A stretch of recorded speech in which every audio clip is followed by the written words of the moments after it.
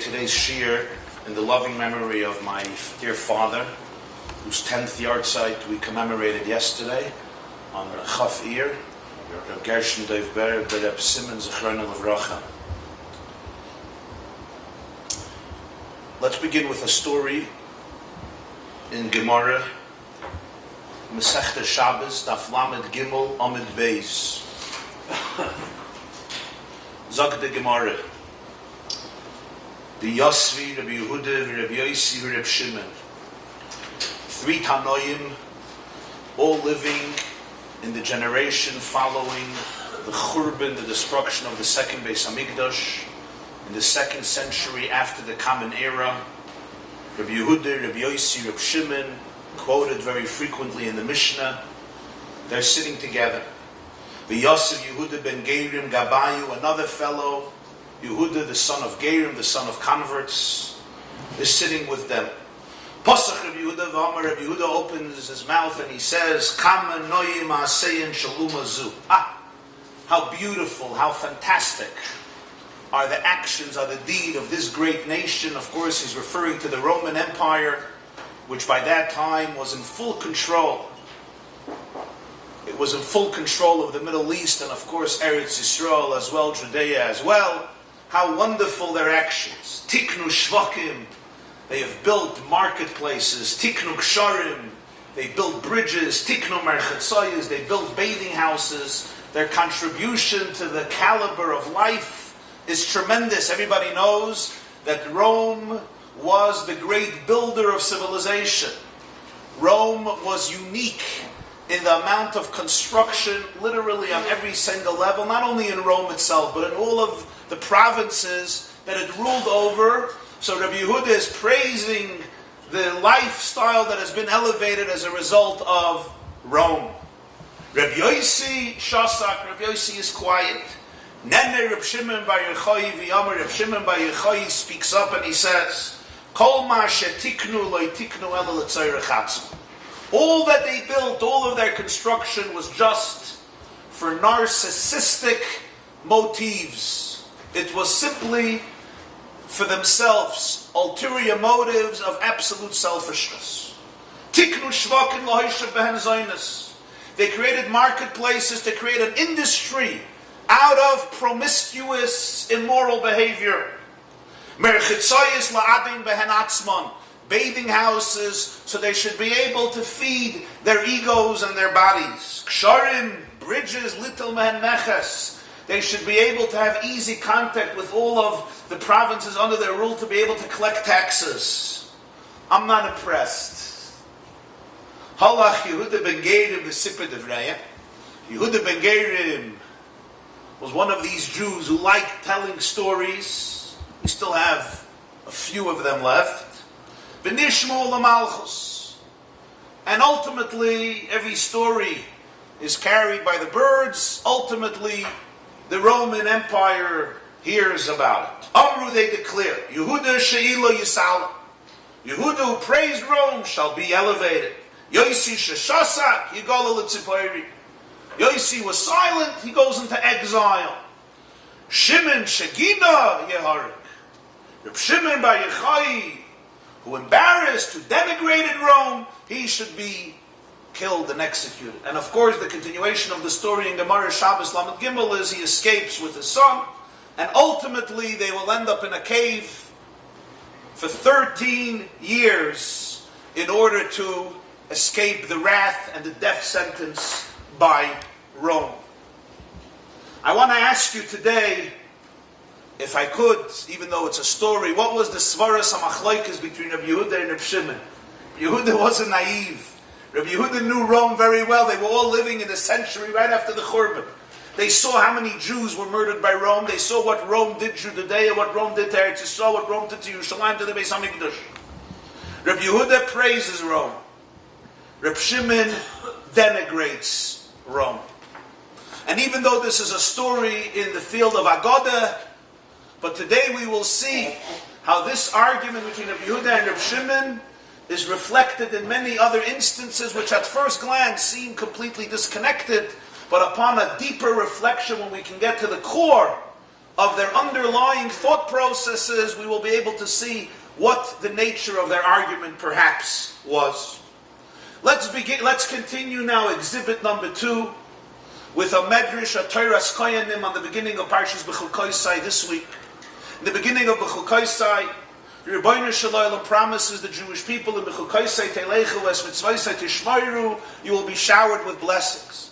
And the great blessing is v'nasati shalom ba'aretz, I'll create peace in the land, u'shchaftem ve'in machrit, you will lay without fear, v'hishbati chayera min haaretz, I'm going to terminate wild beasts from the land, says the Sifra, the Torah's Koyanim, and this pasuk. V'hishbati chayera min haaretz. Rabbi Yehuda says, ma'avira min ha'olam. Hashem says, I will remove them from the world. These wild, undomesticated beasts. And you have to remember that in ancient times, these beasts often lived right in close proximity to people with tremendous agony and suffering as a result. I will remove them from the world. V'hishbati. V'hishbati, they will be terminated, they'll be gone. Reb Shimon says, no. Mashbison shelo yaziku. What does it mean? I will terminate them, they will not do damage anymore. In other words, the damaging characteristics within them will be removed. They won't devour, they won't hurt, they won't eat, they won't damage, they won't kill. They will still be here. Lo yaziku, their characteristics will change. Amar Reb Shimon. Shimon turns to Rabbi Judah and says, you know how I know I'm right? When is there real praise for Hashem? Bizman she'ein mazikim, or bizman she'yesh mazikim ve'ein mazikim. You get that? What is the real praise of Hashem? When there's no mazikim? When there's no hezek? When there's no damages left? No. Bizman she'yesh mazikim. When there are mazikim, but ve'ein mazikim. But they don't damage. That's a much greater novelty. It's a much greater achievement. It's a much greater accomplishment. Not, I will terminate the wild beasts. They're all gone. They disappear. Boom. Obliterate. No, they're here. But they're not mazik anymore. This is what the pasuk says in Yeshaya. V'gor ze'evim keves. The wolf shall lie with the lamb. We're not eliminating the wolf. But the same wolf that in a good day or in a bad day would devour the poor sheep is now going to dwell with the sheep in peace. That is v'hishbati chayera min haaretz. What's the argument between Rabbi Yehuda and Rabbi Shimon? What's the nature of the argument? What is behind the argument? You probably know the anecdote about the Jew who opened up a zoo. And in order to attract visitors, so he had in one of the cages a big sign. Here the Messiah has arrived. The wolf lives with the lamb. And indeed, in the same cage, you had a wolf and you had a lamb. No. Christians and religious people from all over the world came running to the zoo to see the place where actually the Messiah, Moshiach, is there.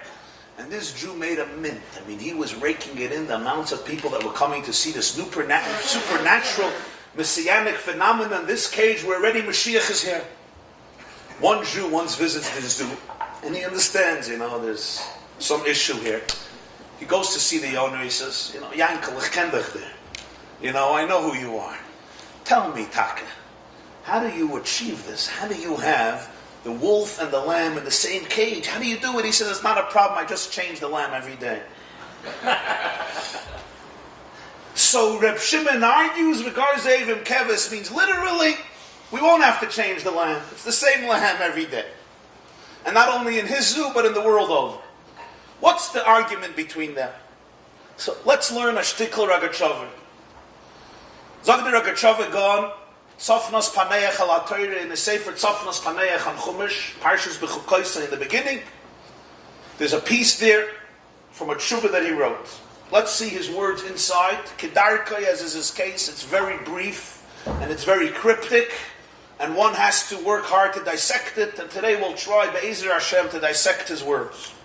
He says the Rogatchover, Rabbi Yosef Rosen, B'toiras koyin in Parshas Bechokosei al Krada v'ishbati chayiram in Aretz Mevi Sham Plikta the Rabbi Judah v'Reb Shimon. The Toiras koyin brings an argument between Rabbi Judah and Reb Shimon. And here he quotes the argument, but when he quotes the argument, he already gives his interpretation to the argument. You know, sometimes the way you quote it is already different people quote the same Maimon Chazal in different ways. The way somebody quotes it, you can already hear how he's learning it. What's the argument? He doesn't quote it literally, verbatim. He gives a perspective. Imaj bosa, if termination, vishbati ritzoynoi loymar. What does the Torah mean? Kamus dahadvarim. The quantity of the thing. V'svir elei Rabbi Yehuda. This is the view of Rabbi Yehuda. V'ozel ishitasoi. He follows his view elsewhere. The ein bir chametz elas reifa. The only way to destroy chametz is through burning. Ritzoynoi loymar. What does this mean? That means that tzarich sheloi tehei hakamus. The Torah doesn't want the kamus of chametz, the physical matter, what we call the quantity, kamus, of chametz, comes from the word kama, how much. The physical quantity of chametz should not be here. Ukamavur b'Yerushalmi Perek Beis de Psachim. As it says in Talmud Yerushalmi, the second chapter of Psachim, hashbatah. According to Rabbi Judah, what's hashbatah? Sheyehei b'lo yeirah. What type of hashbatah has to be? A hashbatah sheyehei b'lo yeirah, hashbatah that shall achieve lo yeirah.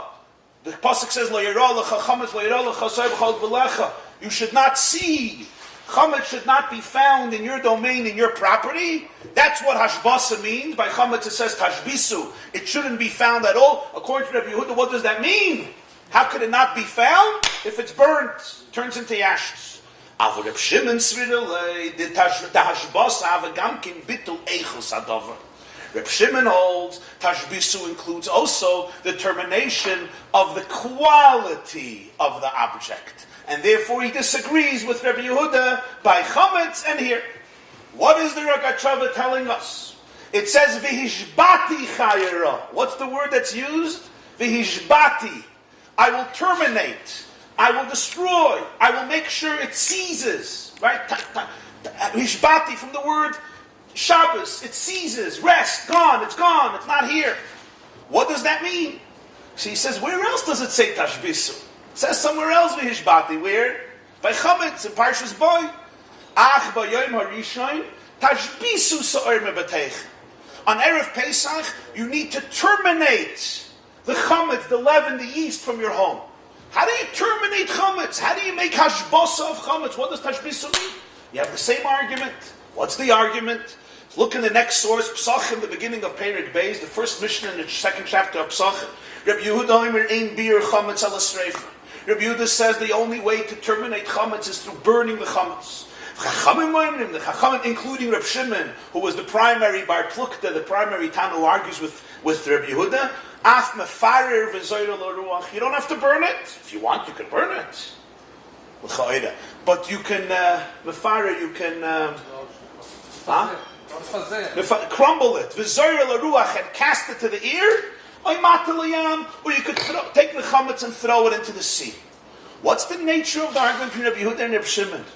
What's the difference? According to the Rogatchover, it's the definition of tashbisu.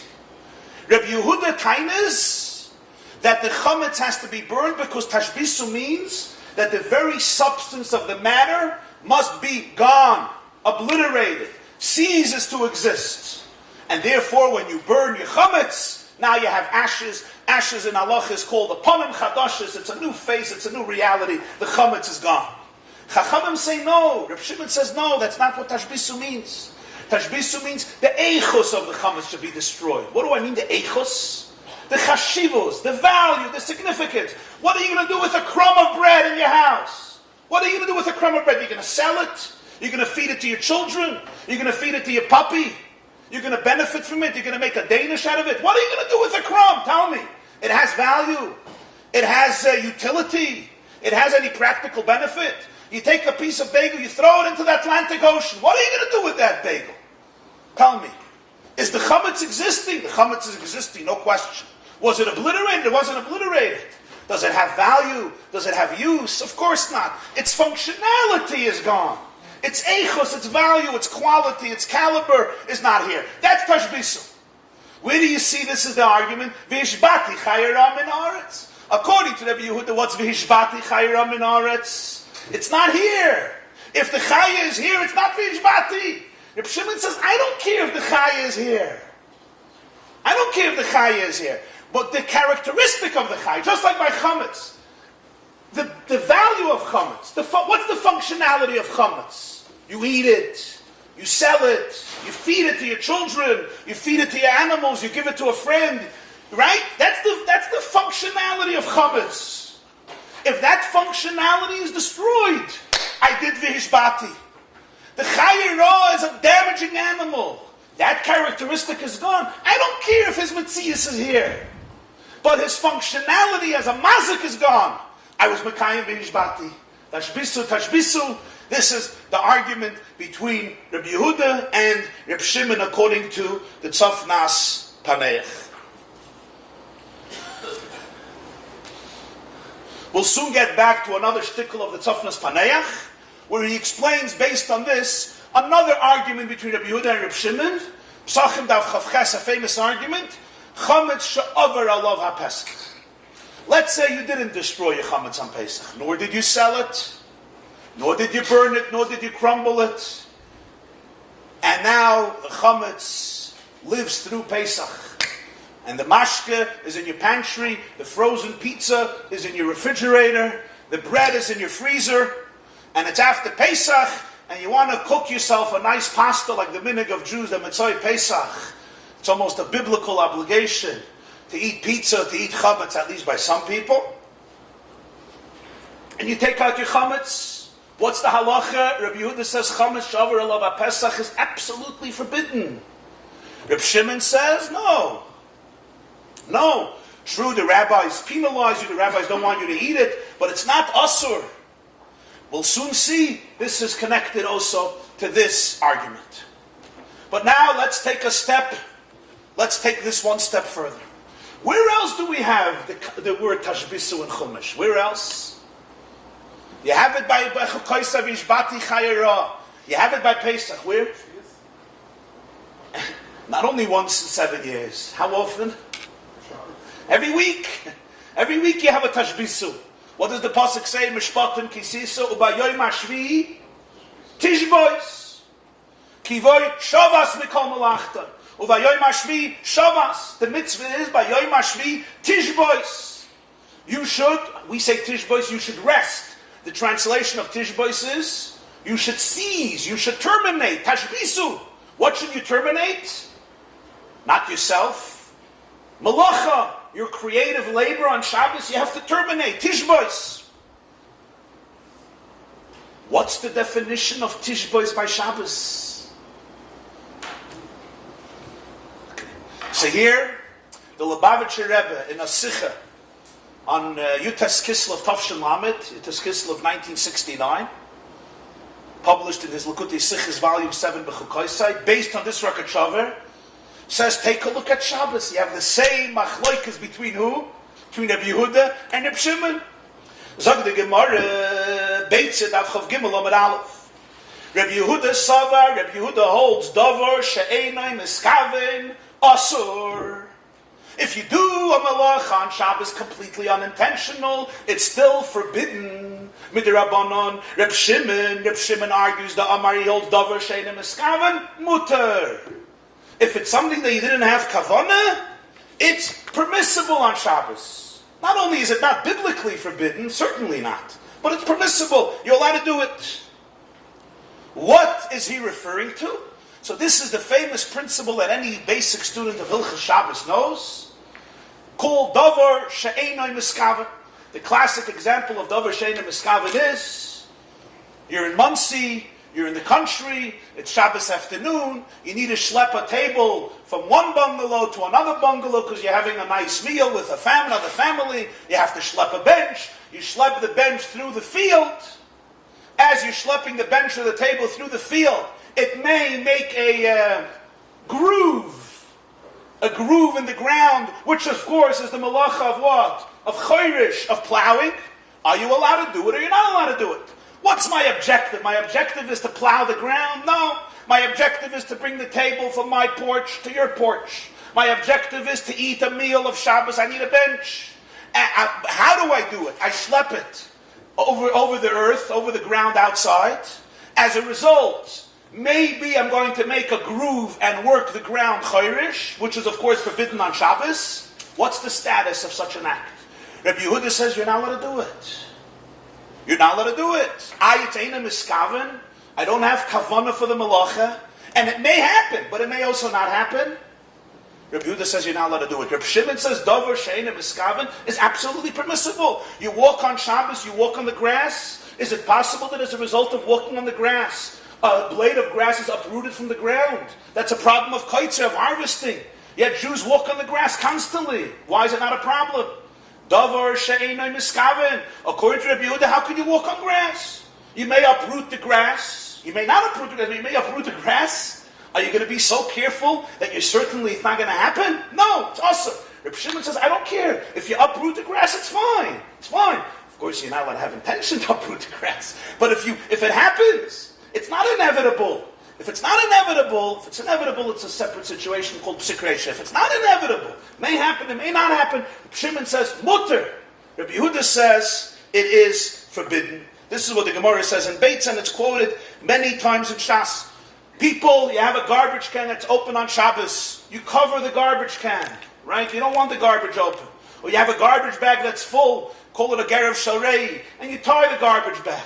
When you cover your garbage can, is it not possible that there's a bug inside? Did you not trap the bug? How can you do this on Shabbos? You don't even think about this. The answer is, Rabbi Judah says you're not allowed to. Rabbi Shimon says, Davar she'eina miskaven. I'm trying to trap a bug. I'm not trying to trap a bug. Trying to cover up a garbage can. I don't like the smell. Want to take out the garbage from the house? I have to tie the bag. Of course, that's not forbidden on Shabbos. That's a separate issue. There's a bug there. I didn't have any intention. There may be a bug, there may not be a bug. I don't know that there's a bug there. Maybe. It's very possible if you have some good food. If the kishka was good that Shabbos, there's probably a few bugs. If it wasn't so good, then there's no bugs. But if you're not sure there was a bug, davar she'eina miskaven, you're allowed to do it. This is the argument between Rabbi Judah and Rabbi Shimon. What's the nature of the argument? What's the svaras hamachloikis? By Shabbos it says, tishbois. When I am walking and I uproot a blade of grass, but I didn't have kavanah to do it. I tie the bag, I trap a bug, but I didn't have conscious intent to do it. I schlep the bench over the ground and it makes a furrow, it makes a groove. I plowed the earth, but I didn't have intention. The actual malacha was done. The physical creative act was done. The grass was detached. The earth was worked. And the bug was trapped. But what lacks? My intent, my kavanah, my intention. This is the argument between Rabbi Yehuda and Rabbi Shimon. Rabbi Yehuda says, on Shabbos it says, tishbois. The malacha has to be terminated. What does that mean? Just like by chametz, ein bir chametz elas reifa. I don't want chametz here. I don't want a malacha here. Tishbois. If the malacha is here, it's not tishbois. The Chachamim said it's prohibited. The malacha is here. What's missing? What's missing is the soul of the malacha, the intent, the conscious kavanah that I want to do a malacha. I have the chayira. I have the goof. I have the body of the tiger. I have the body of the cheetah. I have the body of this animal. I have it. But I don't have its negative characteristics. I have the chametz, but it has no value. It has no utilitarian purpose. It has no quality. I have the malacha, but I don't have the consciousness of the malacha. Right? There's no intent for the malacha. Rabbi Shimon says this is tishbois. You did the malacha was davar she'eina miskaven. Rabbi Judah says, it's not tishbois. There was no shvisa on Shabbos. Why? Because the malacha is here. The guf hachametz is here. It became a little crumb if I ever luach, but the chametz is here. The chayira is here. There's another argument between them on Shabbos. What's the second argument between them on Shabbos? Take a look in the same source, the next line. Shabbos tzad gimel amid beis. Rabbi Judah imer malacha she'ein tzricha legufa chayev aleha, ule Rabbi Shimon pater aleha. It's a very dramatic argument. Malacha she'ein tzricha legufa. Rabbi Yehuda holds not only it's prohibited with the Rabbanan, you're chayev. In the Zman of the Beis Hamikdash, if you did it, you would have to bring a carbon chatos if it was inadvertent. Rabbi Shimon says you're not liable. You're pater. The rabbis prohibited it. That what pater means. Pater avalasa, but you're exempt. What's malacha she'ein tzricha legufa? Malacha she'ein tzricha legufa literally means it's a malacha. I do the malacha. I have kavanah to do the malacha. My intent is to do the malacha, but my goal is not the same goal of what this malacha creates. Every malacha on Shabbos creates something. It has an impact. I'm doing the malacha. I know I'm doing the malacha. I want to do the malacha. But my tachlis, my goal, is not to do the creative act that this malacha does. I have another purpose. For example, I dig a pit on Shabbos. I dig a pit on Shabbos. There could be different purposes here. What's the creative act? I could be working the ground, making grooves in the ground to make it fertile. That's chayrish. That's forbidden on Shabbos. I could be creating the foundation for a house. That's boina, building. I could be creating a groove to plant trees. That's part of the planting process. But that's not the reason I'm doing it. You know why I'm doing it? I need the earth. I need the earth. That's what I need. That's an example of malacha she'ein tzricha leguf. I want to dig out the pit, but I'm not interested in the creative act of digging a pit. I just need sand. So I take the sand. A pit is created. Another example, Chazal give, I extinguish a flame. But why do I extinguish the light? I don't extinguish the light because there's a fire burning. I need a coal. So I extinguish the flame, so I have the coal. I extinguish the wick because I want a singed wick. That's what the extinguishing the flame creates. I want it to be singed so I could relight it again. I want it because I want the charcoal, I want the pechem. No, I just don't like the light. It's not letting me sleep. This is an example of malacha she'ein tzricha legufa. There's a dead mouse in your house. You take it out to Rishus HaRabim. Why do you do it? You want to carry it to Rishus HaRabim, but not because you want to transport the mouse into Rishus HaRabim. You don't care. You just want it out of your house. It smells. You don't like the look of it. There's a snake going. It's not lethal. It doesn't kill, but it can create agony. It can create misery. It can create damage. So I trap it. I put a box over it. I trap it. But I didn't trap the snake. Why? Because I wanted the snake. I'm not interested in the creative result of trapping. I just don't want it to damage me. That's called malacha she'ein tzricha leguf. According to Tosfos and Masechta Shabbos, the definition of malacha tzricha leguf, she'ein tzricha leguf, Tosfos says in Shabbos Tzadik Dalet is, if you do the malacha with the same intent for which it was done in the Mishkan. In the Mishkan, when they dug a pit, it was not because they needed the earth, because they wanted the pit. In the Mishkan, when they extinguished the flame, it's because they wanted the wick to be singed so they could relight it, and it should be easy to light the wick. In the Mishkan, when they carried something into the Rishus HaRabim, it's because they wanted to transport the item from here to here, from the Rishus HaYachid to the Rishus HaRabim, from this domain to another domain. That's Tosfos' definition. Rashi has the definition I gave earlier. If you're doing the malacha for the creative purpose to fulfill the goal of this malacha of what it creates, that's called tzricha legufa. Then you're liable according to everybody. What if you do malacha she'ein tzricha legufa? You dig the pit and you want the earth. You trap the snake and you just don't want it to do harm. Of course, it's not b'koach nefesh, then of course you're allowed to trap it. You extinguish the candle, you shut off the light in your room for the simple reason you want to go to sleep. That's what you're interested in. You're not interested in the creation of what the extinguishing of the flame creates. So what's the halacha here? Rabbi Judah says, you're chayav min ha-Torah. This is Shabbos. This is the issue of Shabbos. You're liable for a carbon chatas. Rabbi Shimon says, min ha-Torah, you're allowed to do it. It's not a problem. Why? Because it's Eina Tzricha L'Gufa, you're allowed to do it. The rabbi said you're not allowed to do it. Rabbi Shimon says you're allowed to do it. What's the Svaras HaMachlekes between Rabbi Yehuda and Rabbi Shimon? Here we have the same pattern that the Ragachover established. By Shabbos it says, Tishbois. You should rest, you should terminate the malacha. What does Tishbois mean? The malacha is not here. There's bittul chametz, there's bittul malacha. There's tashbisu of chametz, there's tashbisu of malacha. When I'm doing a malacha she'eina tzricha l'gufa, I'm doing it.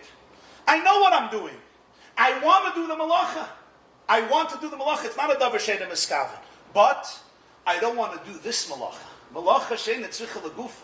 I'm not interested in doing this malacha. My goal, there is what I know I'm doing, and there's what my goal is. My goal is not this malacha. Or the way Tosfos says, my goal is not the malacha the way it was done in the Mishkan, which is the definition of the malacha.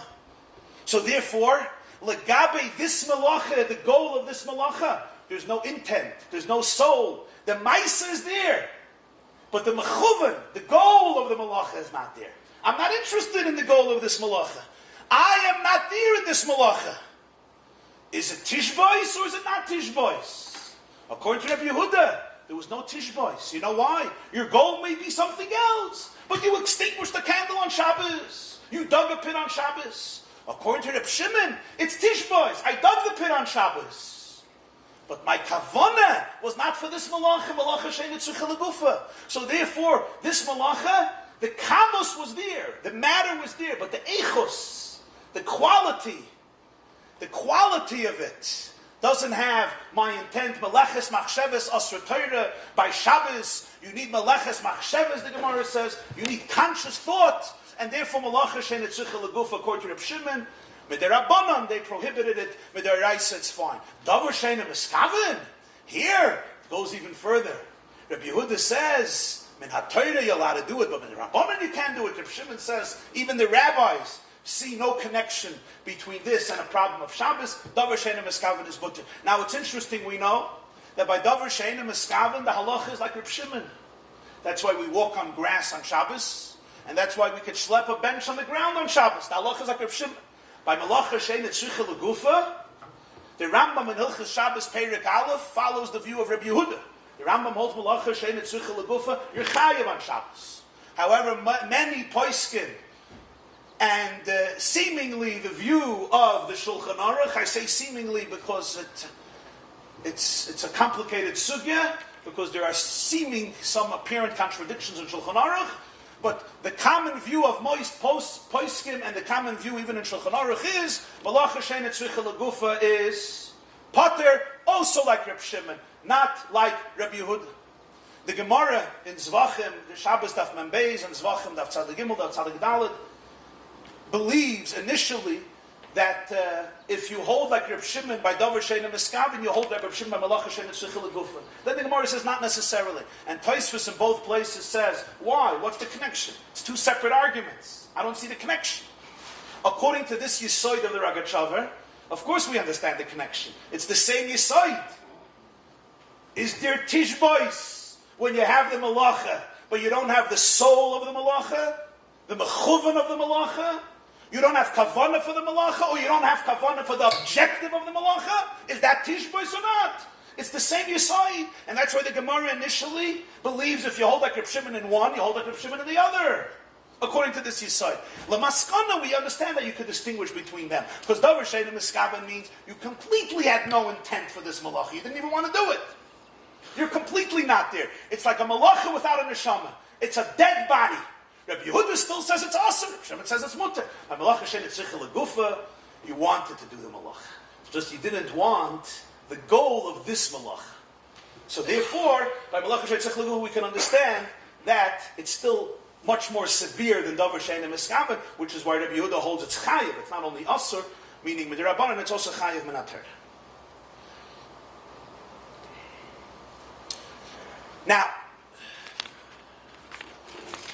of course, we just have to make this note. The Ritva writes in Masechta Yom, I think Lamed Gimel or Lamed Dalet, that davar she'eina miskaven is mutter, is a klal not only in Shabbos, but in Kol HaTorah Kula. There is one view, the view of the She'iltas, that it's only Shabbos, but most poskim believe Davar She'eino Miskaven is mutter in all areas of Torah. So the Ritva explains, because Shabbos is a binyanav, it creates a paradigm to show that in Kol HaTorah Kula Davar She'eino Miskaven is mutter. So we have three machloikos. V'yishbati chayira min haaretz, right? Tashbisu by Chametz, and Tishbois by Shabbos. 3 times in Torah where you have the word Shabbos. And in all 3 instances, Rabbi Yehuda and Rabbi Shimon argue. Now you learn these arguments of Rabbi Yehuda and Rabbi Shimon, but you don't put them together. The Rakachava puts together Vishbati Chayiram in Aretz and Chametz. The Lubavitcher Rebbe puts together Shabbos. You have a full picture in all these 3 situations. By Chayirah, Rabbi Yehuda says, there's no animal whatsoever. Ma'avira min ha'olam, you terminate the animal. Rabbi Shimon says, no, mashbisun shelo yaziku. The animal is there, it just doesn't damage.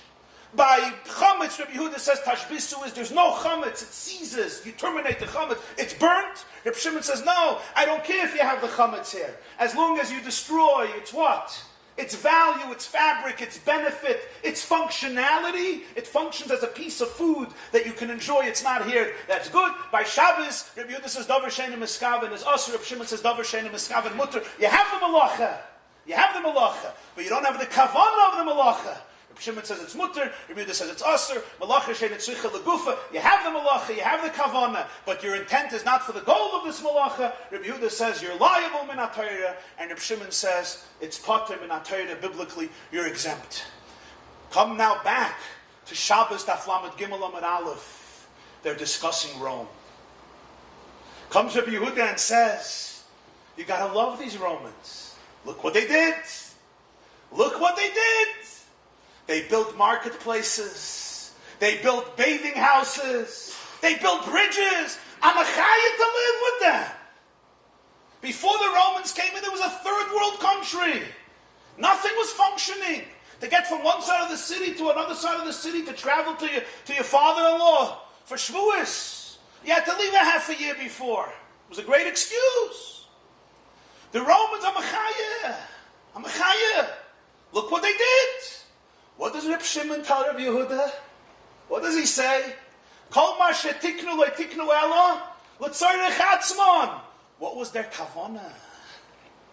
What was their kavanah? Rabbi Yehuda says, Davar she'eino miskaven is asur. I don't care what your kavanah was. The malacha was done. Rabbi Shimon says it's all about kavanah. Davar she'eino miskaven is mutter. Why? There was no kavanah. What was the kavanah of the Romans? Completely narcissistic, completely self-centered. The action is a good action. The result is a good result. But the soul behind it is rotten. The soul behind it is corrupt. Here you see the same principle in the world of Rabbi Yehuda and in the world of Rabbi Shimon. And, indeed, very swiftly, if you study many of the arguments between Rabbi Yehuda and Rabbi Shimon and Shas, I think, you could see a similar pattern that the Ragachover establishes in Torah's Kohen and Parshas Bechokosei, and I'll go through with you a few, and we'll do it swiftly. Take a look, Baba Metzia, Daf Kuf Tesvav, Sanhedrin Daf Chaf Aleph. Rabbi Yehuda loy darish time of the Kra, Rabbi Shimon darish time of the Kra. Rabbi Yehuda never believed in expounding the reason of a pasuk. Rabbi Shimon always expounds the reason of a pasuk, with practical ramifications. The pasuk says, loy sachbel beged almana. You give a loan to a widow, you can't take her cloak as collateral. You can't take a mashkin from her. Is there a reason for this? Reb Shimon says, of course there's a reason. The reason is, what's the reason? The reason is, the halacha is, if you take somebody's cloak and they need it at night, they use it as a blanket or as pajamas, you have to return it. Right? If they use it during the day, you have to return it in the morning. She's an almana. You're going to be going in every single night to give her back her cloak. As they say, the Gemara says, Masiyah Shem Ra. The WhatsApps are already going to start spreading stories. So Reb Shimon says, if she's a wealthy widow, she doesn't need a cloak at night. She has more. So then you're allowed to take collateral. Why? Darish time of the Kra. What does time of the Kra mean? He's looking not only for the halacha. What is he looking? For the reason, for the pnimiyus, for the echos, for the neshama, for the intent, for the kavanah. Darish time of the Kra. Brachas daf mem gimel amid beis.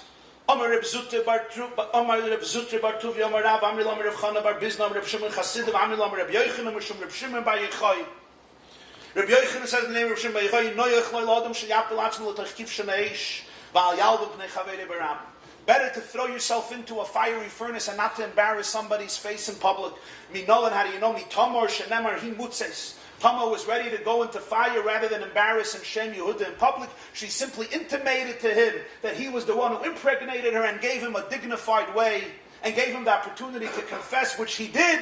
He said, Tzotka, Mimeni, I am the father of these children. And of course, Tamar and her twins were speared.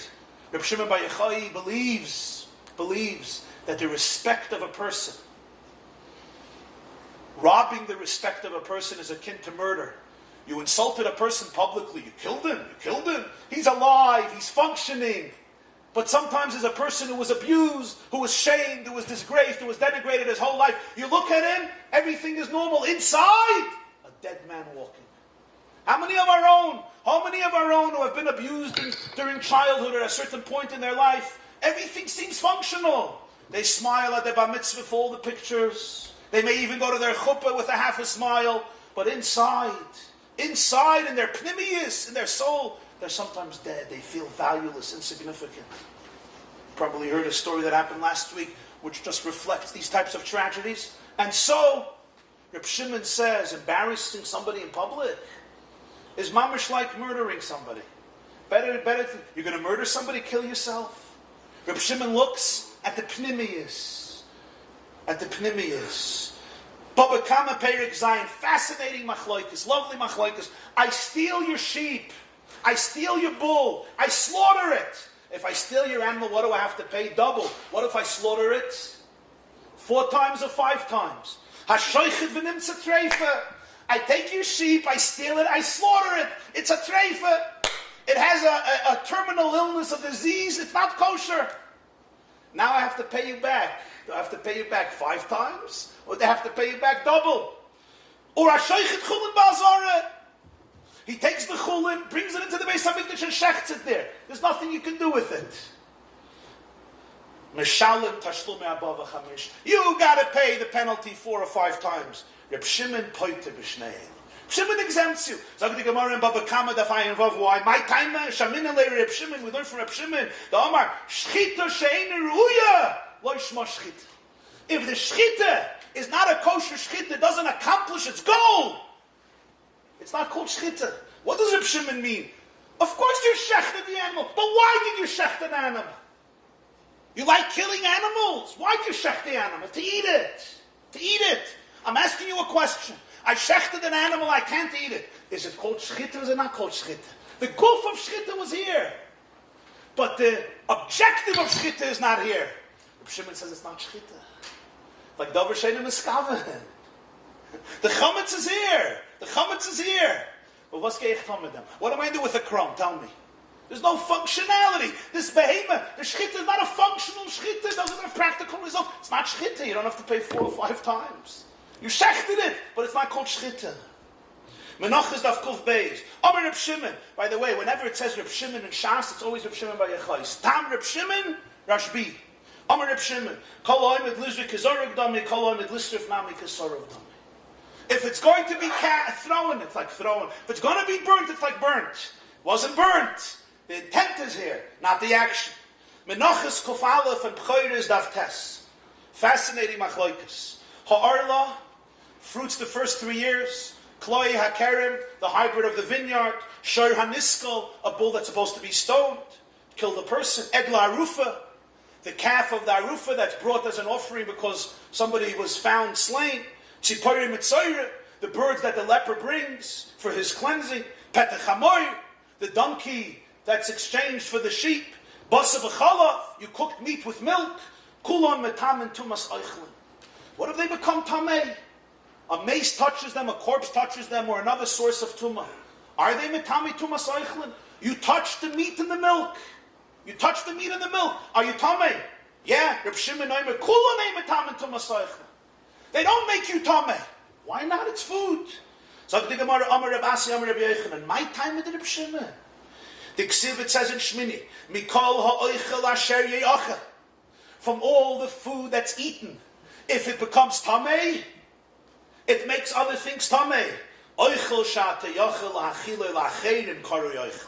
Sheyata yochel hachile lacherim emi karu yochel. Food that you could feed to somebody is called food. If you can't feed it to anybody, it's not called food. I cooked meat and milk. It's food. It's arla. It's a beautiful apple. What am I going to do with it? What do we see here according to Rabbi Shimon? When is it called food? If it can fulfill the objective of food. I don't care that the body is food, the matter is food. It looks like food, it tastes like food, it is food. But the objective of food is not. You can't eat it. What do you do with basar b'cholov? According to Tanakama, it's metame, it's oichel. According to Rabbi Shimon, it's not considered oichel. Comes now the Ragachover, Tzafnas Paneach, Kuntris Hashlama. Gabi Chametz, Talia b'machloikas Rabbi Shimon, in Chametz lacher Pesach, also b'hana. Rabbi Yehuda holds Chametz after Pesach, you're not allowed to benefit from if it went through Pesach and you didn't destroy it or sell it. And Rabbi Shimon says it's mutter. Why? The man, the Svirele Asur, the one who holds that Chametz after Pesach is Asur, Svirele, he holds the Ha'isur Chol ala Etzem. The Isur of Chametz is conferred on the Etzem, on the very substance of the Chametz. Oman the Svirele Mutter, Svirele, he holds the Yahavirak Toyar. Chametz is only a toyar in the object. It's not the etzem. And when the time passes, batal hatoyar. The toyar of chametz is nullified. Now these are abstract words, etzem and toyar. And let's see another line of his. Tzofnes paneichel chametz amatzah. Im chametz u isur ba'atzmi she'asur la'achle b'pesach. Is chametz an essential isur which you're not allowed to eat on Pesach? Oishe b'pesach asur lechel chametz. Or maybe on Pesach you're not allowed to eat chametz. You see a difference? These are Kachova's words. How do you understand chametz on Pesach? Do you say chametz is asur on Pesach, or on Pesach you're not allowed to eat chametz? Very few people would even notice that there's a difference between these two views. According to him, it's not only a difference, it's an essential difference, and creates many results in halach. According to Rabbi Judah, chametz is asur on Pesach. According to Rabbi Shimon, on Pesach you're not allowed to eat chametz. On Pesach, chametz is asur. Now, what is this? Semantics? Far from semantics. This has to do with a question of etzem and toyer. And here is always his bridge between halacha and philosophy. Moir Nevuchim. Let me first describe it in people. It'll be easier to understand when it comes to chametz.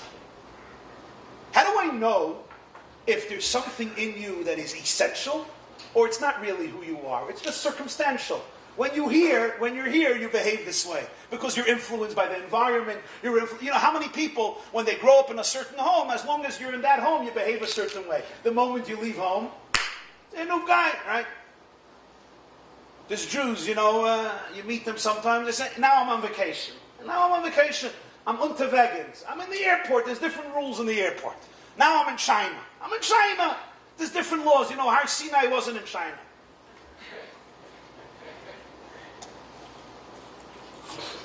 There's certain elements of your identity that they may be part of you, they may be part of you 30 years, but they're not who you are. They're not part of your etzem, they're not part of your essence. For example, the fact that you're a human being, hopefully that will never change. Even if you choose, it's part of who you are. You have physically, right? You have your height, you have the color of your eyes, you have the color of your hair. You could work hard to dye your hair, but it will not change the natural color of your hair. But then there's those elements of life that are circumstantial. In this place, in this community, as a result of these teachings, this is how I am. Right? You put me somewhere else, and the layers will come off, and it's not there anymore. Etzem is not subjected to change based on circumstances or time. Something that's essential in you, it'll be today, it'll be here in 10 years, it'll be part of you in 30 years or 40 years. If it's something that's circumstantial, when you're 20, you're one type of person, when you're 40, you're a different type of person, when you're 60, you're a different type of person. Somebody once told me that the difference is, when you're 20, you're very self-conscious. You look at yourself, who am I not, where do I fit in, what type of bacher I am, what type of girl I am. You're always positioning yourself. Who are my friends? Who's my clique? Am I popular? Am I not popular? When you hit 40, hopefully you develop a new consciousness and say, I couldn't care less what you're thinking about me, how you look at me. I am who I am. You like me, great. You don't like me, find another friend. When you're 60, you realize nobody was ever looking at you. But These are development. I'm not 60 yet, so I can't testify about that. I'm still in the stages of self-consciousness, unfortunately. However, there are changes that people have in their life. When it's an etzem, it's a atzmi. It's not a toya. Toya it's a description of who you are. It's not you. Etzem means it's the essence. Doesn't change with time. Says the Rabbi Judah, this is the machlokes of Yehuda and Rabbi Shimon, Chametz, Shabbos, Olav, Pesach. On Pesach, the Torah, the creator of the world, confers a chalois, isur, chametz on this bagel. This bagel is now a forbidden piece of food. It's chametz. 8 days, 7 days. What happens after Pesach? Rabbi Yehuda holds ein bir chametz el esreifa. Why? Because he holds tashbisu means you got to destroy the core. Why the core? Because chametz is an isur atzmi. The very etzim of the chametz is not good on Pesach. I don't care if you have a mefire of Zohar L'Ruach Mataliyam. I don't care that you can't eat it. It's not functional. It's not functional, but it's here. Its core is forbidden. Its core is bad, so to speak. Get rid of it. Burn it. Destroy its core. Turn it into ashes. After Pesach, the Torah never changed it. The core was asur. Chametz Shabbos Pesach is asur. According to Rabbi Shimon, the isur chametz never penetrated the core. V'haraya, you can have the chametz in your house. What you need to get rid of is the functionality of it as food, the utility of it, the benefit of it, the caliber of it, the value of it. The etzem of it was not forbidden. So he says, on Pesach, it became forbidden. It's a toyar. It's a toyar. It became a description of isur. The time changes. Time changes. It was never an isur atzmi. So now the chametz is mutter. The core is not forbidden. So now chametz Pesach passed. It's not an isur atzmi. Rabbi Shimon says chametz Shavuot Pesach is mutter.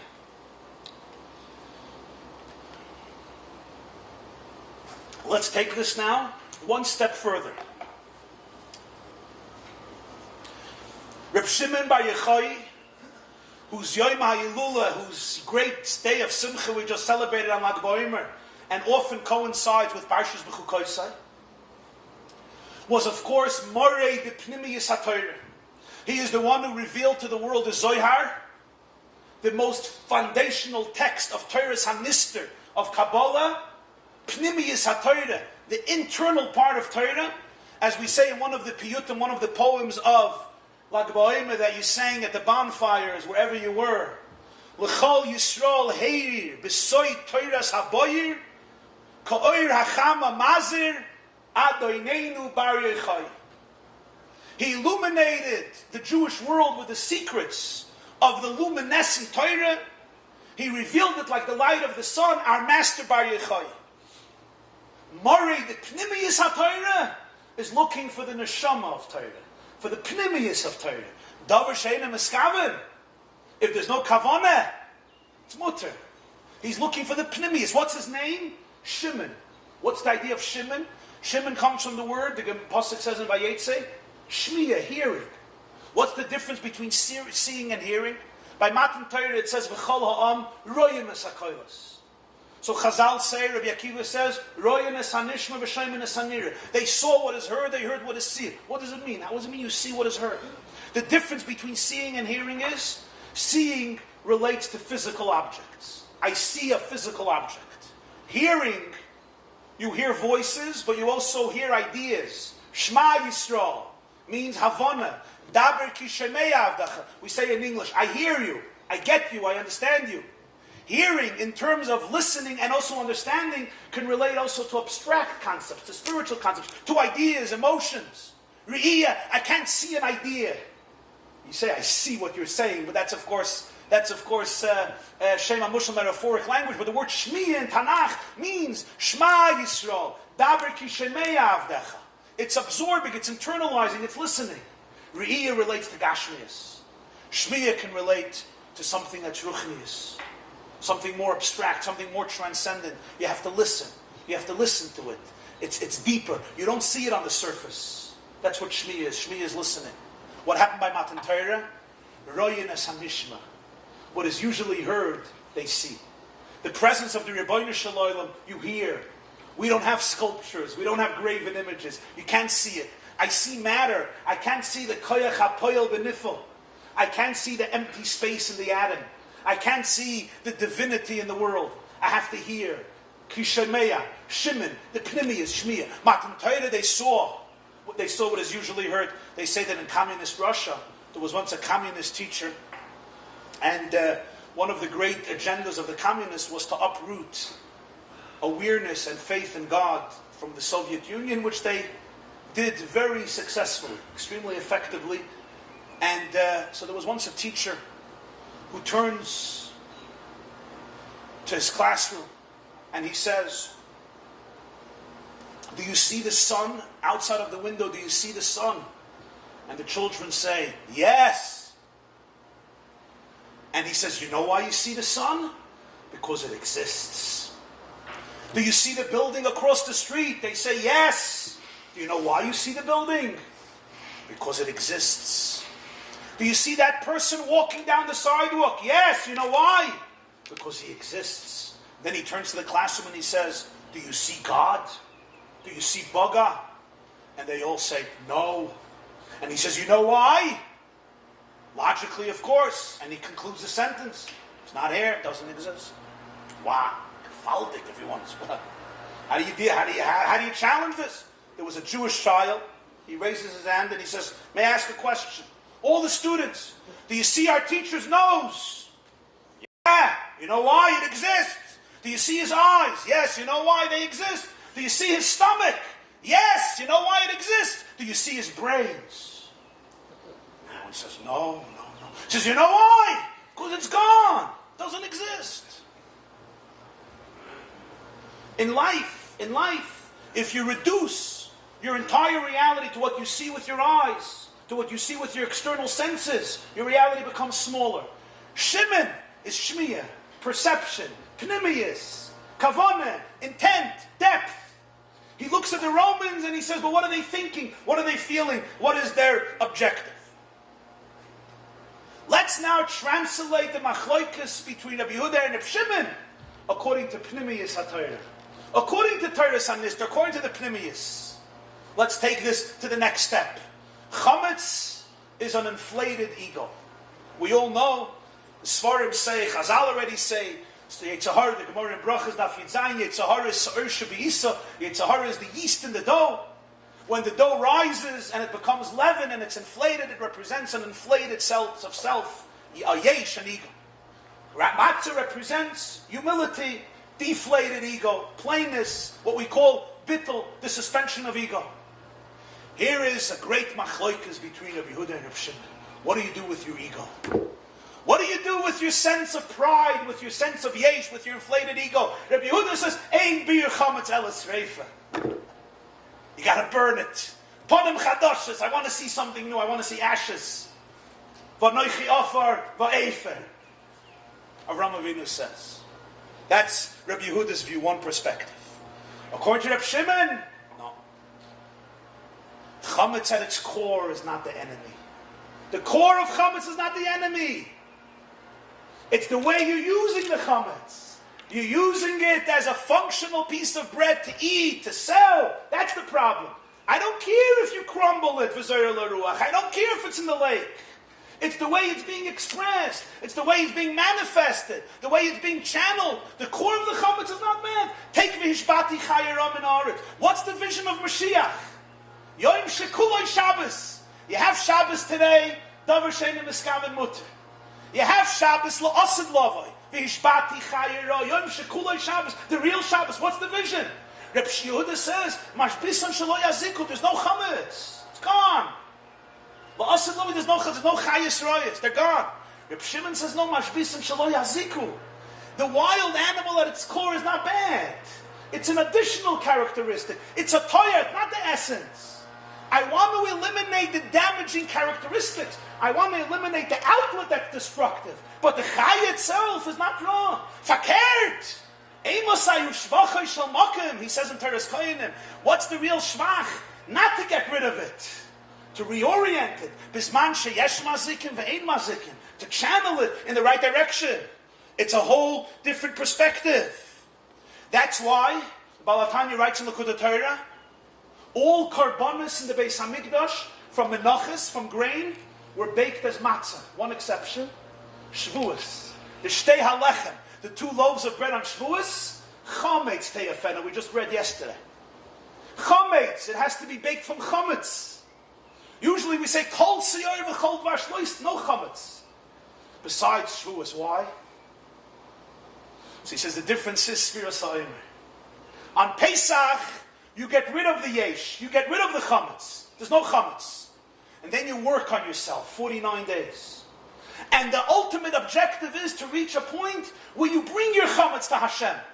You don't obliterate your sense of self. Your core is not evil. Your core is not bad. You have to make sure that your sense of self is aligned with your true self. That your sense of self is aligned with your soul. That you realize you're part of Hashem. You realize you're part of God. You realize who you really are.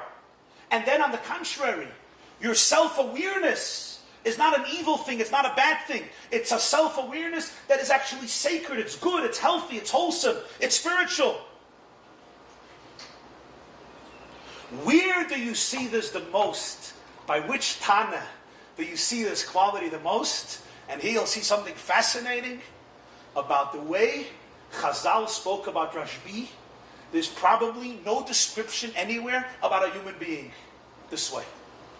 And I quoted here a few things. At the surface, it's half of a fella. Take a look. Zoyar Chelek Aleph, Daf Reish Chaf Hei Amud Aleph. The Zoyar says, Rashbi is speaking about himself. He says, Avol Dom Mahanya Luhu Danosh Chiach Ba'alma. He's talking about the world. He says, what's going to help the world is, I am here. Va'ano Simona Ba'alma. I am a simon. I am nothing more than a simon, a sign. Take a look at the next, what we'll get back to a moment. Take a look at the next Zoya Chelik Beis Daf Lamed Ches Amud Aleph. Reb Chia and Reb Asi are talking about Rashbi, and this is what they say. Ksiv, it says, Parshas Mishpatim, Parshas Kisis, Yira Kol Schurchas Pnei Adon Hashem. Shalosh Pam Bashana, 3 times a year, every male has to go see the Rebbeinu Shalom. Where? You go to the Beis Hamikdash, the Gemara in Chagiga, Keshem Shebaliris, Kach Bolei Royes, you come to see the face of the Master God. Listen to what the Tanoim said. Man Pnei Ha'adon Havaya, who is the Master Hashem? Do Reb Shimon Bar Yochai. This is Reb Shimon Bar Yochai. And a Jew reads this, says, isn't the quintessential teaching of Judaism that a boss of Adam is a boss of Adam? The Rebbeinu Shalom is the Rebbeinu Shalom. Man Pnei Ha'adon Hashem Do Rashbi. This was no contemporary saying this. This is the Tanoim on whom the Gemara is based. You have Reb Chia, you have Reb Asi. They're the ones who say this about Rashbi. If you read the liturgy, the piyutim that we sing on Lag BaOmer, all the MCs on Lag BaOmer call them Hatana HaEloki. What does Eloki mean? The godly Tana. At one bonfire, the guy didn't know how to pronounce it, so he kept on you saying that name wrongly. Hatana Eloki. You read through the Piyut of Lag BaOmer. Adoineinu Bar Yochai, our master. Nasa Odom Nema Ba'avurecha Shemen Mishchas Kodesh. The greatest praises of Rashbi to a point. Man Pnei Adon Hashem. You're going to greet Reb Shimon Bar Yochai. How does one understand this? Isn't it like the ultimate arrogance? Isn't it the ultimate chametz? Isn't it the ultimate yeshus? The answer is 3 words. Ano Simona Ba'al. I am a simon. What does it mean, a simon? Simon means, what's a simon? Simon, this is a sign for something else. You see a sign. I'm holding up a sign. This is a sign. You want that object? You want that road? What's a sign on a road? This is the sign to the road. You know what I am? I'm a simon. I'm a simon for what? I'm a simon for what? Reb Shimon Bar Yochai was explaining his view. His view about chametz. His view about the person. Nasa Odom Nemar Ba'avurecha. Why? When Hashem said, let's make man, who was he thinking about? Reb Shimon Bar Yochai. Why? Because what is man?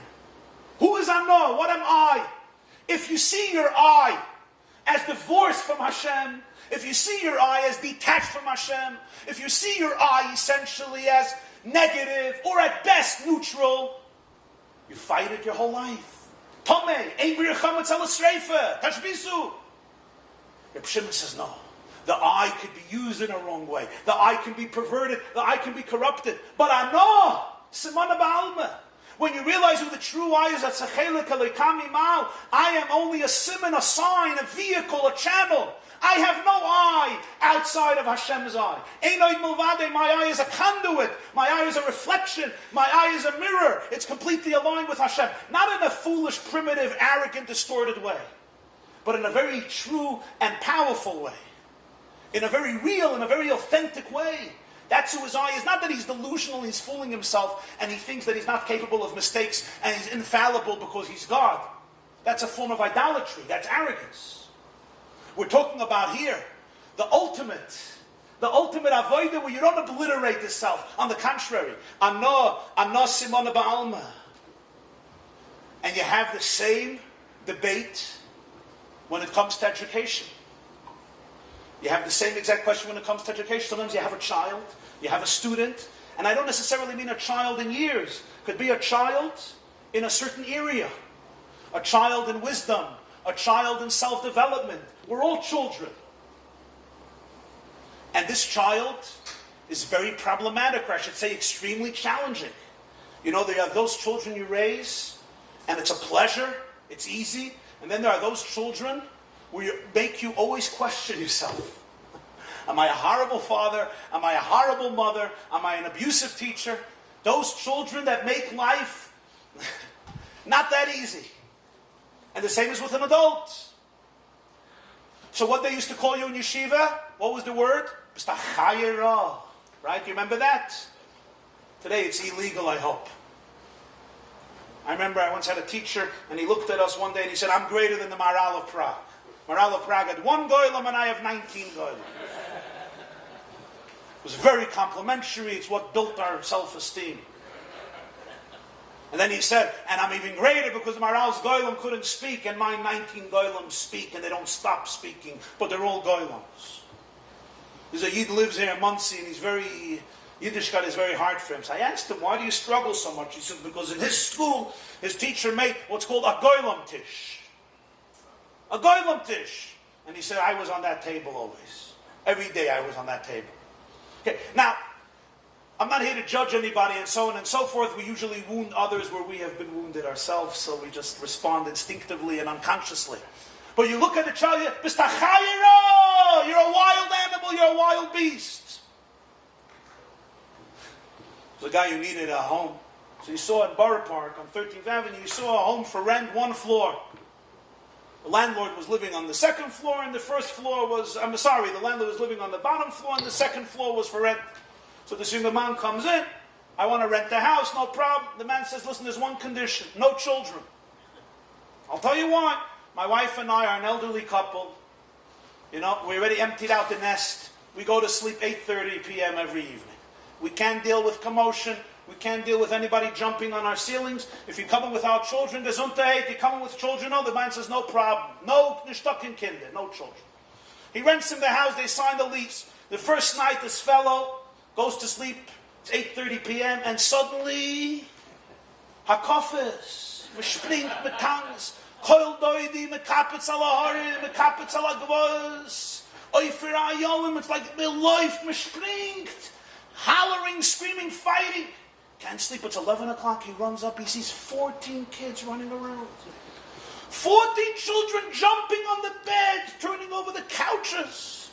He goes over to the father. He says, Lomari mi sonny, how do you lie to me? You told me you're stuck in kinder. There's no children, 14. Looks at the guy and says, das a kinder, das a chayas. They're not children, these are animals. They're not children. Right? And the objective is, bihishbati chayeram in haaretz. You want to get rid of the chayas. What do? One view is maviram in ailam. The animal is such an animal. You got to crush it. You have to destroy it. Rabbi Shimon, you just got it or what? Okay, good. You know, sometimes it's not a joke. You're laughing, other people are crying. Reb Shimon is the master of Pnimius HaTorah. He says you have to look at the Pnimius of the child. He's not a chayira at his core. You don't have to burn the chametz. Mashbisan shelo yaziku. You need to reorient it. You need to rechannel this child. You have to harness his or her energy. You have to appreciate their creativity. Somebody once said, a principal once said about a child, he says, he doesn't really do anything in this class. But in lo yoyil, lo yazik. Meaning, in lo yoyil, if he doesn't add, at least he doesn't disrupt. He sits all day, doesn't listen, doesn't understand, doesn't follow, but at least lo yazik, he doesn't disrupt. I told him, I think you got it wrong. Im lo yazik, lo yoyil. If he doesn't disrupt, probably no greatness will come out of it. Because somebody who disrupts, there's a fire, there's a creativity, there's a passion. He's not confined, he's not structured. I had a child who was very wild, spoke a lot, had opinions about everything. And he was in a particular class, not in this community, another community. And after Pesach, I went to see the teacher. And the teacher, I felt so bad for the teacher. He looks at me and says, Rabbi Jacobson, I have good news for you. In the beginning of the year, your son was very lively. His mama's gesprungen a ganze Tag. Now, Baruch Hashem, he doesn't say a word all day. He sits quiet and he doesn't say a word. And I'm looking at this teacher. And I'm like, really? I was so stunned, I couldn't even say anything. I started to laugh from pain, and I went home. Im lo yazik lo yoya. Now I'm not here to encourage children to be rebellious, to tell a child that it's a mitzvah mamash to be a mazik.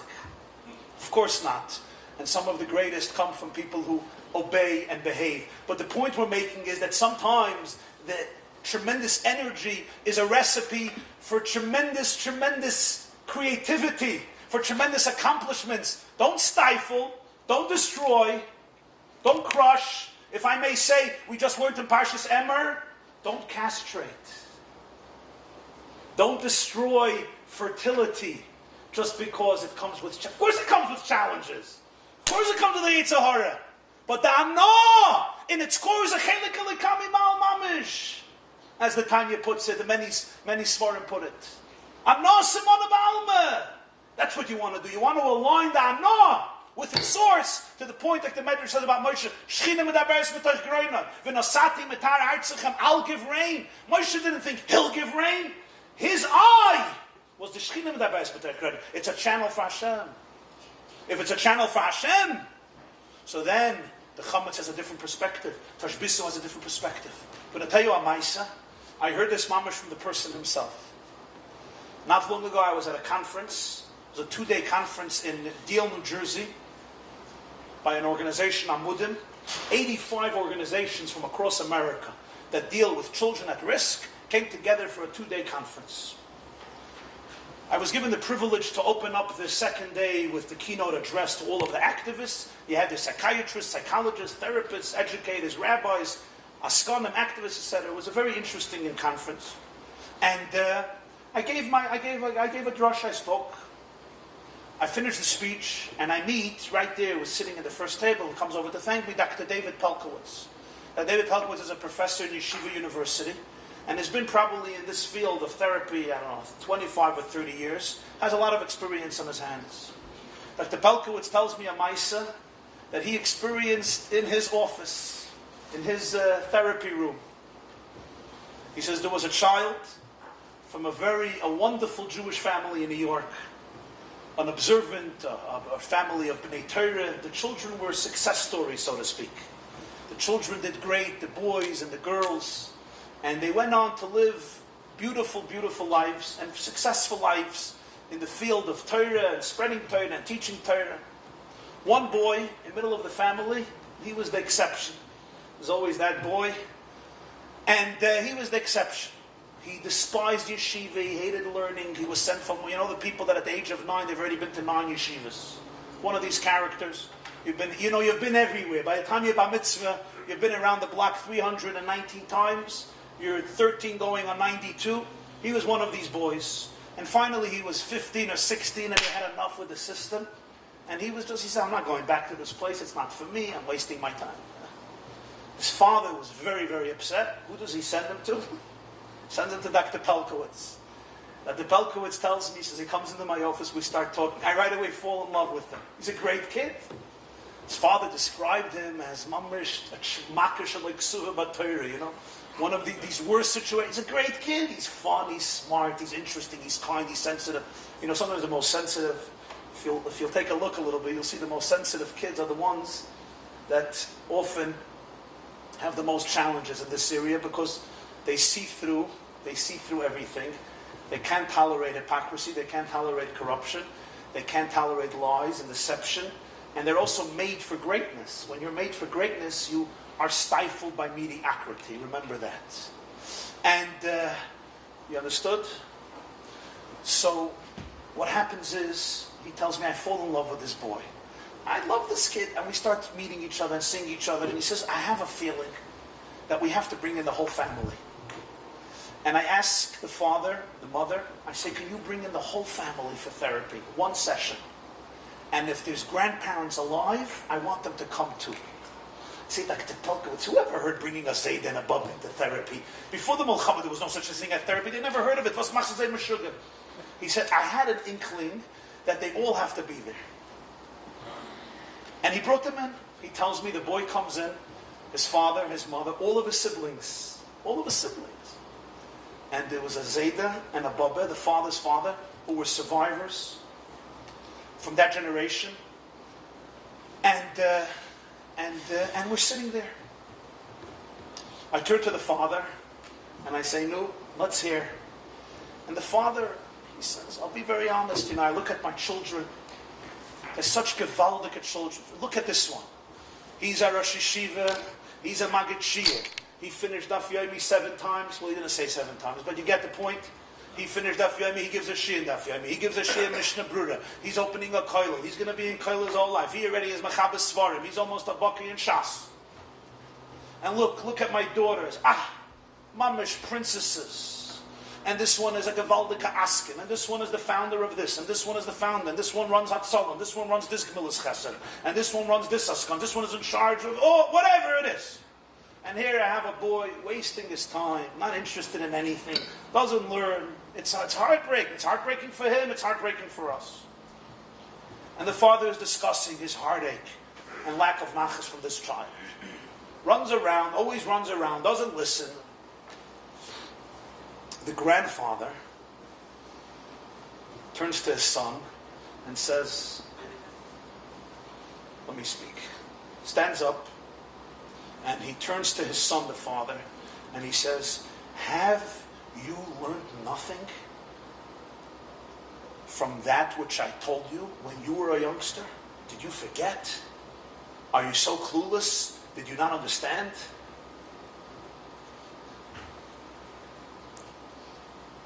And he turns to the family and he says, let me tell you a little bit.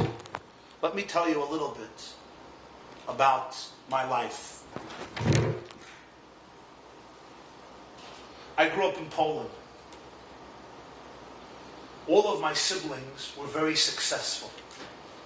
In the sense, they were all steiging away in yeshiva in Poland. I was the disaster of the family. I was the black sheep of the family. I would go from here to here. I was always involved in something else. I had no sitzfleisch. I couldn't sit in one place. And I started to see what's going on.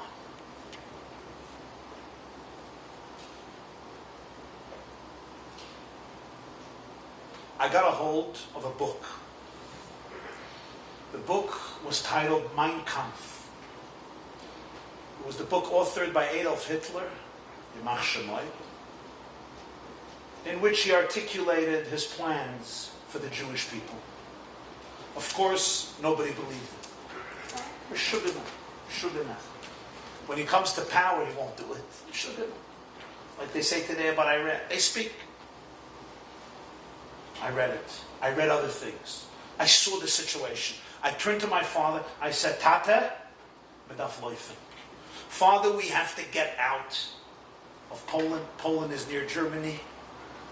It's the border of Germany. Medaf antloifen. We have to run away. My father looked at me and he said, here you go again. If you would be sitting and learning, if you would be doing what you have to do, you wouldn't speak this way. But the battle's the zeit, you're wasting your time, you're worried about things you shouldn't be worried about. Change your life, sit down and learn, we're not going anywhere. I didn't listen to my father. I knew I was right. I left, I ran away, I came to the United States. I'm the only survivor of my family. Not one survived. Not my parents, not my siblings, not their children. Turned to his family and he said, you're all here today because of who I was. Because of my nature, because of my character. And then he pointed to the grandson and he said, and you are just like me. You are me. You have my soul. You have my mind. He looked at his son and he said, don't denigrate this child.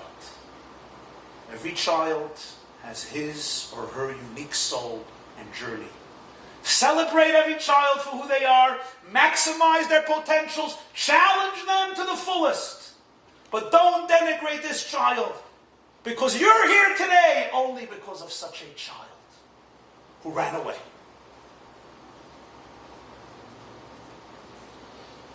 Dr. Pelkowitz tells me, he says, Rabbi Jacobson, I was sitting there, tears streaming down my eyes. I was stunned.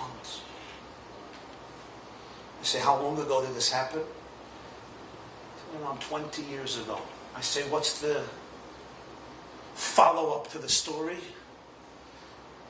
He looks at me, says the grandfather was a very wealthy Jew. He built a beautiful company. Today, that grandson runs the whole company and all of his brothers work for him.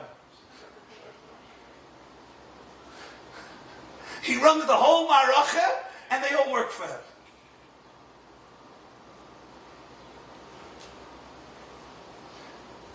Now, of course, heaven forbid, this is not saying that that child who's destined to live a life completely dedicated to learning, limud HaTorah, narvotzas HaTorah, shouldn't be cultivated in the most maximum and blessed way. But it does mean what Rabbi Shimon is telling you, chas v'sholem, to take the chayirah, look at the chayirah and say, you need to be eliminated, turned into ashes. I want a new Metzias. He says, no. Mashbisan shelo yaziku. Channel it. Harness it. Reorient it. But transform it. Don't obliterate it. Don't destroy it.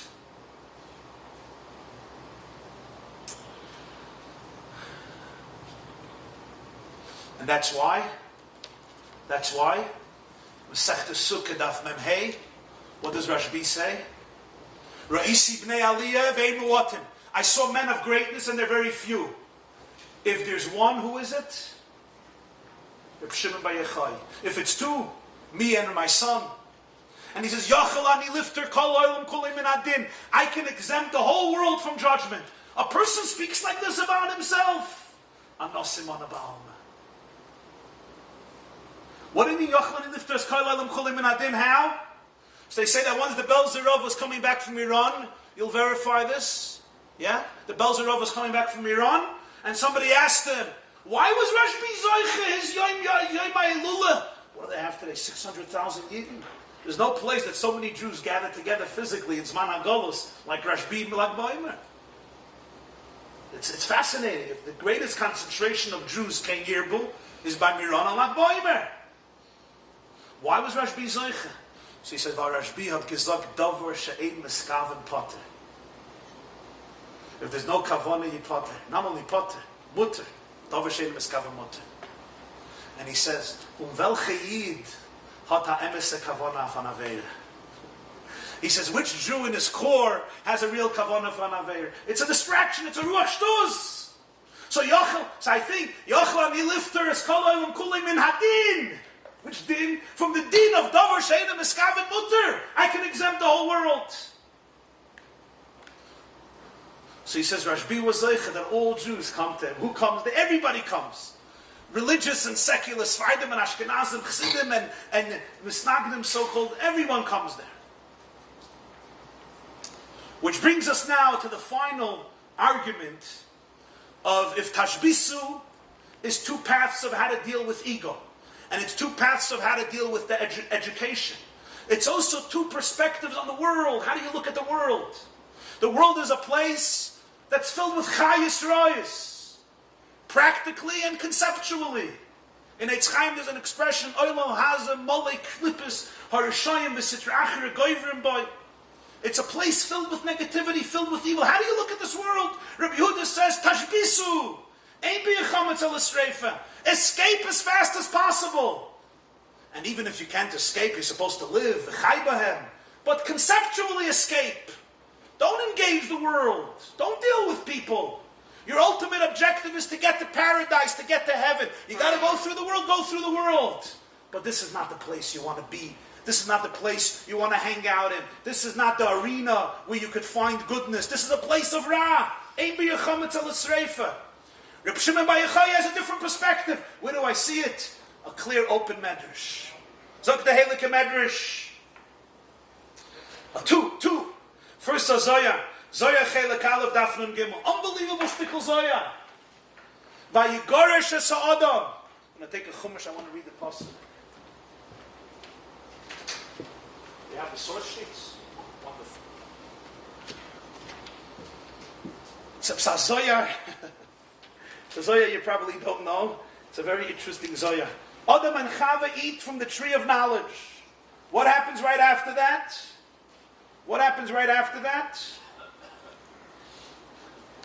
Hashem says, I can't have Adam and Chava here. They're going to eat from the tree of life. Perek Gimel Pasuk Chavdalet Bereshis Vayigoresh Es Ha'adam. He expels Adam. Who's he? L'cha'ir the Rebbeinu Shalom expels Adam from Gan Eden.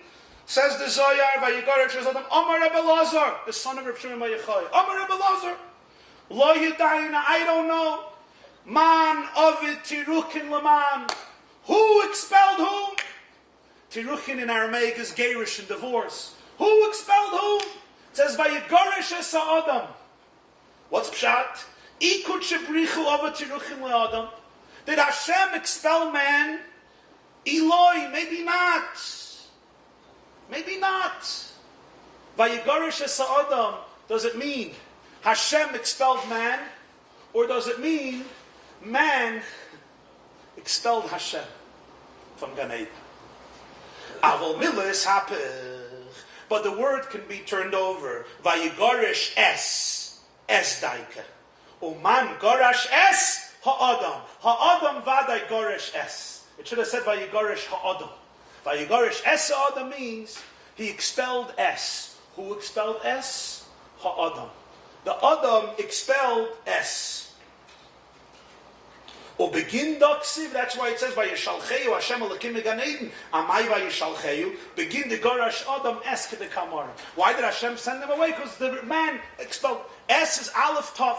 We say in davening from Nehemiah, Va'ato Mechaya Eskulam.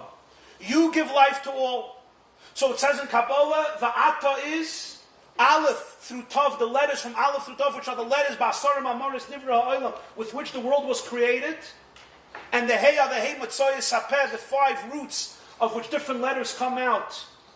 Different letters from the teeth, from the lips, etc. They're called Hey Matzoyah Sapeh. So the Zohar teaches Vayigoresh Es Ha'adam. The Adam expelled Es. It expelled the divine energy from Gan Eden. What is Rebbe Lazar telling us? What does this mean? What this means is, who was expelled from Gan Eden? Was it Hashem who threw out Adam of Gan Eden? Or was it Adam who threw Hashem out of Gan Eden?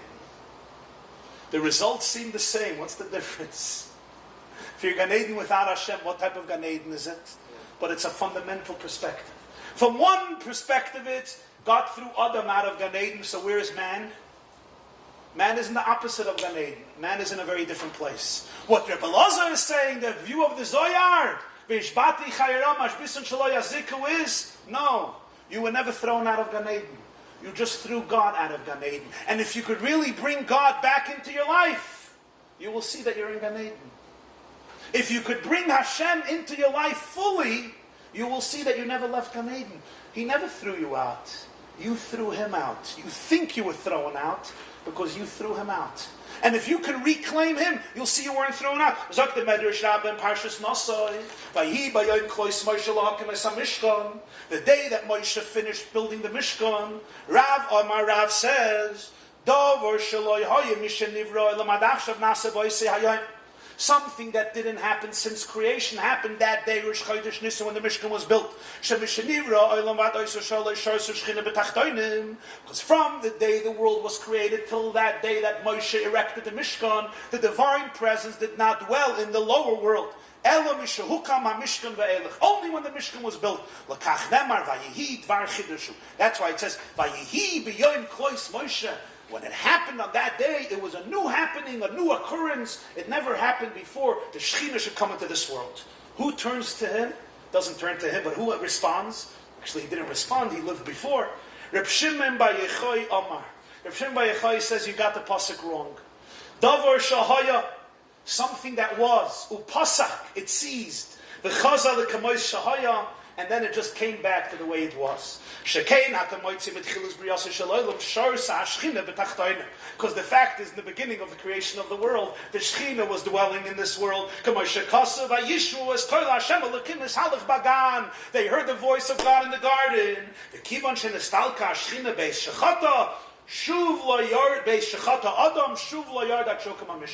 It just departed. It departed from the person's perspective as a result of Adam's perversion of himself and of life until the Mishkan was erected. Lefichach kasa vayihi davar shahaya upasak yamim harbe v'chazal l'kamois shahaya. Not like Rav who says vayihi is a dvar chiddush it never was.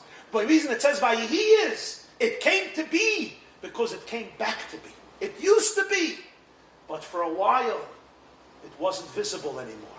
It seemed like it was gone, but it wasn't gone. Now, it was reverted back to its original innate nature. That's why Yehi, the Shekhinah was always here. Rav says the Shekhinah was never here. The Mishkan created something new. Rashbi said the Mishkan didn't create something new. The Mishkan revealed what the essence of Tachtonim always was. Rav disagrees. What's the machlokes? I saw this medrash. And I had a light bulb went off in my brain because I remembered a Gemara in Shabbos Daf Chav Beis Amud Aleph. Take a look at the Gemara in Shabbos. Itmar we learned. Rav says, Ein halacha ki Reb Shimon begreira. When you slap a bench on Shabbos across a field, the halacha is not like Reb Shimon. You're not allowed to do it. You know why? It may create a groove. Davar shein miskaven. I don't care. If there may be a groove, I don't care if there's no kavanah. It's not Tishbois, there's no Shabbos. Shmuel Amar, Shmuel argues. Halacha ki Reb Shimon begreira. Halacha is like Reb Shimon. Amar Abaye says, Kol mili demar avid kirav. The master, Rabbi, always followed Rav. Lebar mehani tlas to avdik Shmuel.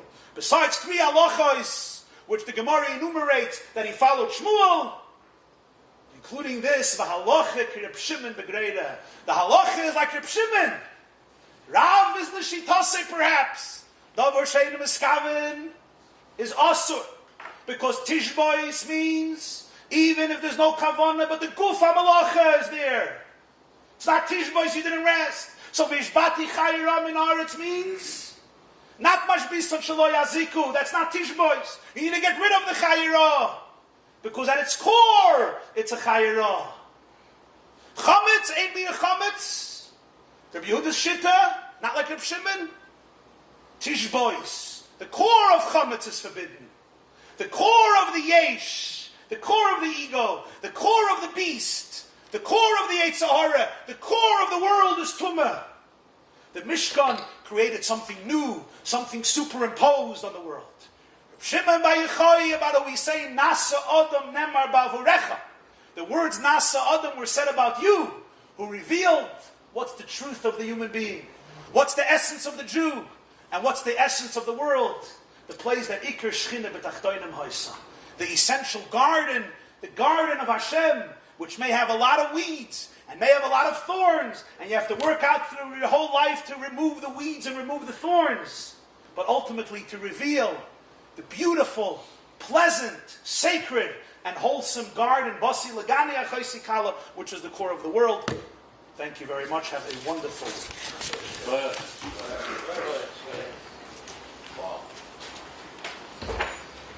Next week we're on the Ezer Hashem. Same idea. Medrash Tanchuma Parshas Nosai. Parshas Nosai. Nis'ava HaKadosh Baruch Hu Liyis Le'dir B'tachtoinim. Tanchuma Nosai Parsha Tezayin. Hashem desired to have a dira b'tachtoinim. And also Medrash Rabbah Shir Hashirim on the Pasuk Basi Lagani Achesi Kama. Where this Medrash is, Iker Shchina B'tachtoinim Mesa. Iker Shchina B'tachtoinim Mesa. Shit of Rashbi. Pnimius of Torah. Teres HaNistis Megala. The Pnimius of the world. The Pnimius of the Neshama. Barachayirah. It's a place of worship.